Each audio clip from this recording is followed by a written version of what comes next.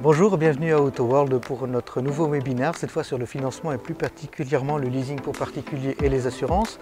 Pour cette première partie, j'ai à mes côtés Marc Demoulin, bonjour.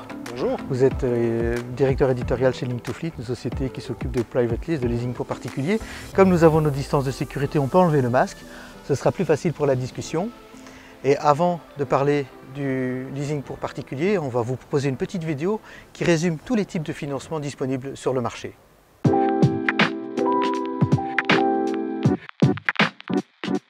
Aujourd'hui, à moins d'avoir suffisamment d'argent en poche pour payer comptant, il faut financer sa voiture. L'un des moyens les plus classiques, c'est le crédit. On l'obtient dans une banque ou directement chez le concessionnaire via un organisme bancaire intermédiaire. Pour obtenir le meilleur crédit, il ne faut pas hésiter à faire jouer la concurrence.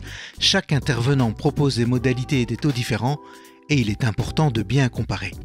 Très à la mode aujourd'hui, le crédit ballon permet d'alléger la mensualité, mais au prix d'une dernière mensualité beaucoup plus élevée cette fois, qui correspond en fait à un prix de rachat. Attention, si vous ne payez pas cette dernière mensualité, vous devrez rendre la voiture. Très en vogue également, le private lease, ou la location long terme pour le particulier. Elle permet de disposer d'un véhicule moyennant un loyer mensuel fixe. Le véhicule est taxé, assuré et entretenu par la société de location ou le distributeur. Attention, le montant à payer tous les mois dépendra de la durée et du kilométrage prévu dans le contrat. En cas de changement de situation ou de vie, il est important de pouvoir l'adapter.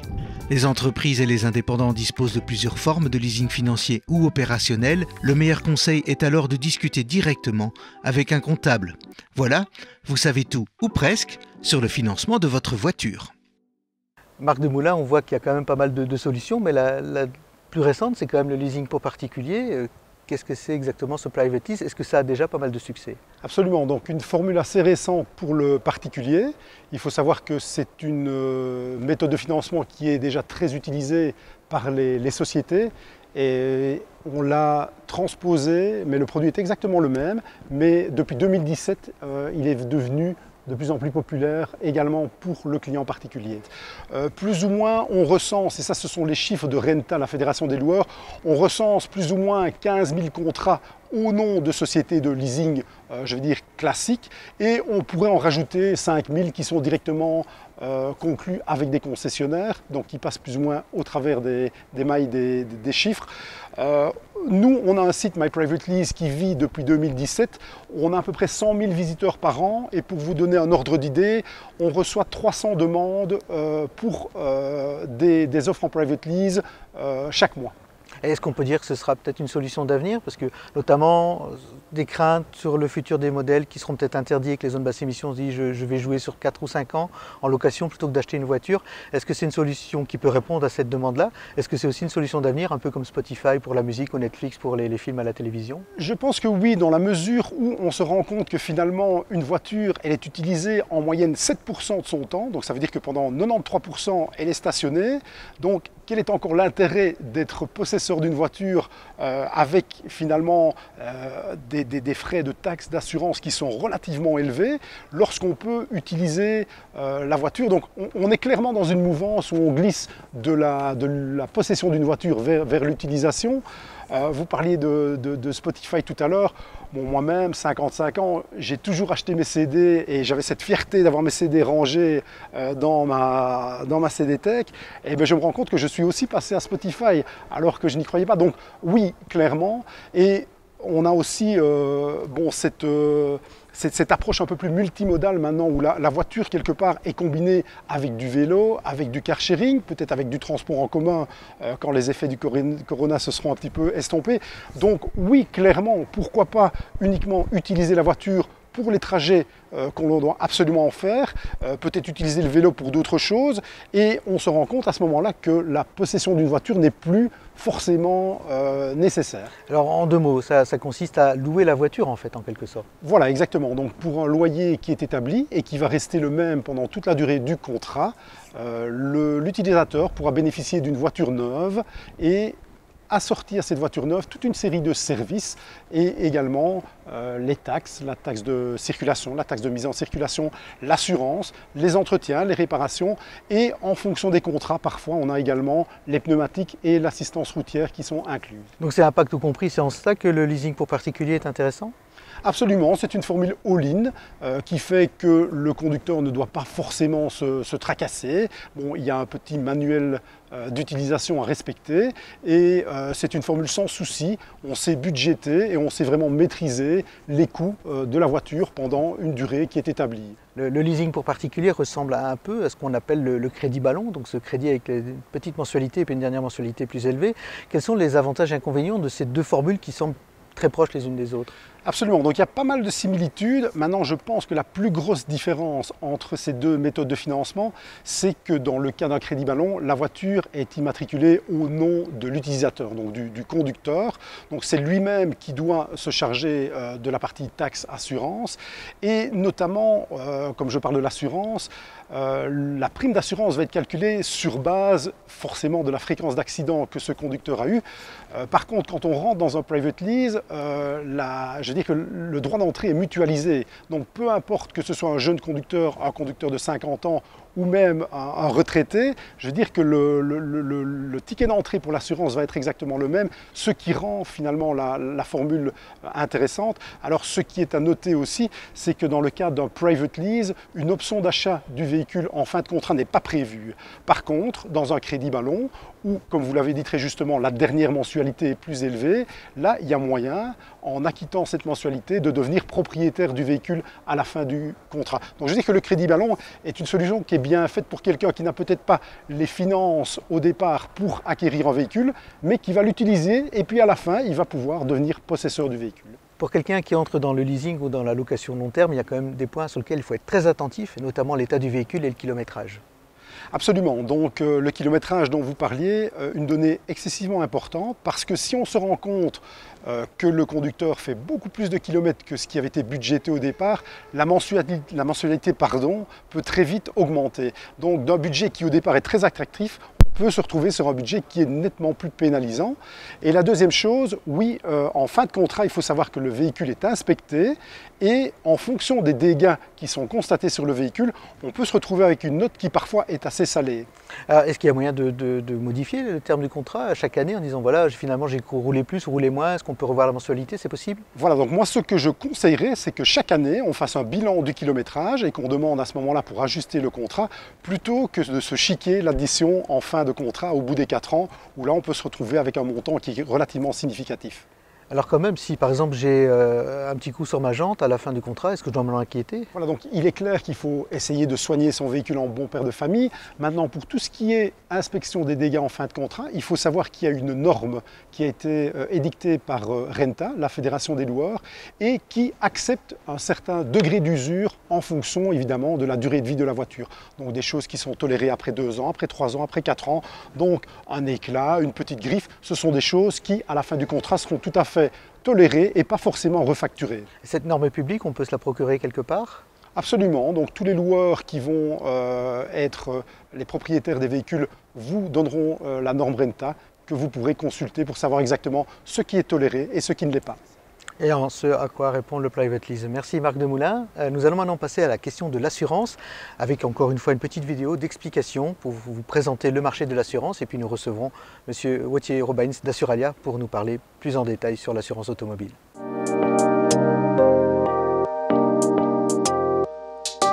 L'assurance responsabilité civile, l'ARC, c'est l'assurance de base obligatoire. En cas d'accident, c'est elle qui remboursera les dégâts occasionnés aux autres. Et si vous n'êtes pas responsable de l'accident, c'est la RC de l'autre partie qui vous remboursera. En option, les assureurs proposent aussi une protection juridique pour couvrir les frais de justice en cas de litige, ou encore une protection conducteur pour couvrir les frais de soins ou de revalidation liés à l'accident. Pour protéger intégralement votre voiture, il y a l'Omnium. Vol, bris de vitre, intempéries, tout est couvert. Attention toutefois au prix de ces assurances Omnium et à leur franchise, celle-ci peut parfois coûter plus cher que les dégâts à réparer. Les assurances directes obtenues par Internet ou par téléphone sont les moins chères, mais vous devrez vous-même effectuer toutes les démarches pour être remboursé. Les assureurs avec agence et les courtiers sont un peu plus chers, mais ils offrent davantage de services.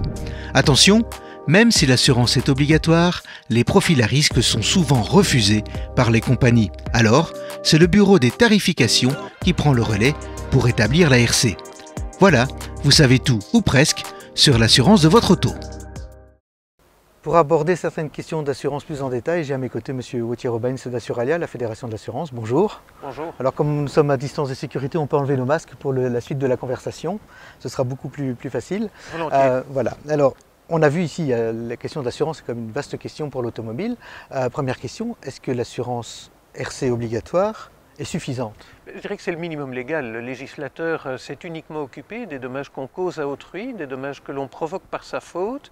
Il a ajouté d'ailleurs certains accidents dans lesquels l'automobiliste ou le motocycliste n'est pas en tort, mais où la victime se trouve être un cycliste ou un piéton, les fameux usagers faibles. Et lorsque les usagers faibles ont des lésions corporelles, c'est également pris en charge par l'assurance automobile obligatoire. Mais le législateur ne s'est pas préoccupé des dommages que l'on peut avoir à son propre véhicule et des lésions que l'on peut subir soi-même. Donc pour cela, c'est soit l'assurance Omnium qui couvre les dégâts matériels au véhicule en cas de collision, mais également dans toute une série d'autres cas de figure, en matière d'événements naturels par exemple. Et il y a des assurances qui prennent en charge les lésions que le conducteur pourrait subir lui-même. Quand je parle de lésions, je ne prends pas uniquement en compte les soins de santé. Je dirais que les soins de santé, bon, on a la mutuelle pour ça, la plupart des Belges ont une assurance hospitalisation, mais ce sont plutôt les séquelles qui sont laissées par un accident. Et là, je crois qu'en particulier pour les motards, c'est quelque chose qui devient quasiment obligatoire pour les motards que de penser à leur propre sécurité physique. Je dirais que pour les automobilistes et pour les occupants de véhicules aussi, la question peut se trouver posée de savoir si c'est moi qui suis en tort dans un accident ou si c'est un accident dans lequel il n'y a pas de tort qui sont prononcés, qui va intervenir pour les séquelles des blessures que je pourrais avoir. Et là, il y a des assurances conducteurs de différentes formules qui existent sur le marché. En plus de l'Omnium, en fait. Donc, il y a en plus de l'Omnium. Donc l'Omnium pour les dégâts matériels, pour les dommages au véhicule. C'est vrai que c'est la première chose à laquelle on pense. Et que si c'est un véhicule qui est acheté à crédit, la banque aura sans doute insisté pour que le véhicule soit couvert par une assurance Omnium. C'est vrai qu'on pense peut-être moins aux séquelles de blessures qu'on pourrait subir soi-même, mais cette assurance conducteur est une assurance qui a tout son intérêt, peut-être pour certaines personnes plus que pour d'autres. Ceux qui ne sont jamais que sur le trajet du travail, ils seront protégés par l'assurance accident du travail. Les indépendants n'ont pas d'assurance accident du travail, les pensionnés n'ont pas d'assurance accident du travail, les femmes au foyer n'ont pas d'assurance accident du travail et peuvent donc être plus intéressés par cette assurance conducteur. Il existe aussi l'assurance juridique pour se protéger de litiges éventuellement liés à des accidents de la route ou à des délits de fuite et ce genre de choses. Tout à fait. Donc il y a deux assurances qui portent le nom assistance. Il y a l'assistance en justice, l'assurance protection juridique. J'aurais pu parfois utiliser le mot recours en justice parce que dans la plupart des cas, l'assurance protection juridique va essayer d'arriver à une solution amiable, certainement dans des conflits civils avec une autre partie, et ça marche. Dans 7 cas sur 10, on trouve une solution sans devoir aller jusqu'au tribunal, mais si ça devient nécessaire, et dans les affaires pénales notamment, cette assurance va intervenir dans les frais de justice et dans les honoraires de l'avocat à partir du moment où cet avocat devient nécessaire. Et puis il y a l'assistance, autrefois connue comme assistance touristique pour quand on partait à l'étranger, mais qui aujourd'hui intervient également dans des questions mécaniques et à la suite d'accidents où on a besoin de se faire dépanner. De se faire rapatrier ou d'avoir un véhicule de remplacement. Justement, mais tout ça, ça ajoute du coup à la prime en fait, puisque la prime RC obligatoire, bon, c'est obligatoire, donc on n'a pas le choix, on doit la payer. Même là, la concurrence entre les compagnies d'assurance peut permettre de jouer sur les tarifs, mais toutes ces assurances rajoutent un coût à la prime. À partir de quand est-ce qu'on doit dire, bon, cette assurance, elle est indispensable ou je peux m'en passer? Comment peut-on savoir jusqu'où on peut s'assurer? Donc la responsabilité civile, il n'y a pas photo, c'est légalement obligatoire, pas moyen de faire autrement. Parce qu'on risque gros si on ne la prend pas évidemment. Alors l'assurance Omnium, quand elle a été exigée par l'organisme qui a accordé un crédit, c'est une obligation, c'est aussi sévère que la loi, il faut satisfaire à cette obligation. Donc les autres assurances sont des assurances qu'il faut évaluer, éventuellement en se faisant conseiller par son courtier ou son agent si on passe par un intermédiaire en assurance. Sinon, on doit faire son travail d'introspection et de sélection pour soi-même, donc de savoir quels sont les risques que je cours, quels sont les risques contre lesquels je souhaite me protéger. Est-ce que je souhaite le faire de la façon la plus intégrale possible, c'est-à-dire sans franchise ou avec des franchises aussi réduites que possible, ou est-ce qu'au contraire, on va se dire non, l'assurance elle est là pour les choses qui font vraiment mal, et je peux donc supporter de prendre en charge moi-même des dégâts matériels de moindre importance. Tant pis, mais ça me vaudrait une assurance moins chère année après année. Alors, un des profils les plus à risque pour les assureurs a priori, c'est le jeune conducteur. Et on sait que pour certains jeunes conducteurs, c'est pas très simple de trouver une assurance, même la RC obligatoire. Alors qu'est-ce que vous leur conseillez plutôt d'aller voir une assurance avec agence, un courtier, ou directement aller au bureau de tarification pour pouvoir trouver une solution? Alors je n'irai jamais aller directement au bureau de tarification. Le bureau de tarification, c'est véritablement une solution en dernier ressort pour des gens qui sont inassurables ou à la limite de l'inassurabilité. Pour la plupart des autres conducteurs, l'idée c'est que le marché doit fonctionner. Je crois que la meilleure des choses à faire pour un jeune, c'est de faire son apprentissage, d'acquérir déjà une expérience comme conducteur occasionnel du véhicule des parents. Je crois que les plus chanceux seront ceux qui ont un véhicule de société qui est mis à leur disposition, par exemple parce qu'ils font l'entretien de photocopieuse. Et bon, s'ils roulent sans sinistre, ils pourront demander une attestation comme quoi ils roulent déjà depuis 3 ou 4 ans, qu'il n'y a jamais eu de sinistre.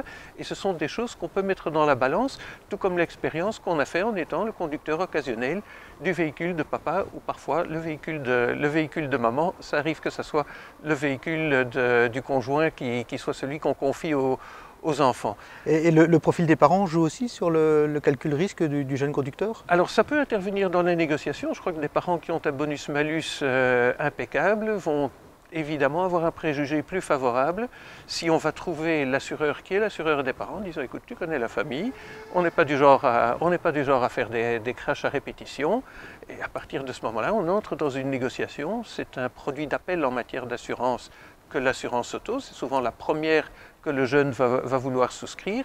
S'il peut établir une bonne relation avec un assureur, ça peut ouvrir des possibilités pour l'avenir. Alors il y a une nouvelle dimension qui est apparue avec la télématique. On rencontre également des systèmes de boîte noire qui enregistrent le type de conduite. Et ça, je crois que ça permet de véritablement transformer la question des jeunes conducteurs. Les assureurs jusqu'à présent partaient des observations statistiques. Et on prenait donc toute la catégorie des jeunes conducteurs, qui n'est pas la catégorie... Là, on est vraiment sur le boîtier qui va analyser le comportement, la façon de conduire, voilà, etc. Exactement. Donc le but n'est pas de savoir si un jour on a dépassé les limites de vitesse ou s'il y a eu un comportement particulier à un moment donné. L'idée, c'est d'avoir un bilan d'ensemble de la façon de conduire de l'usager.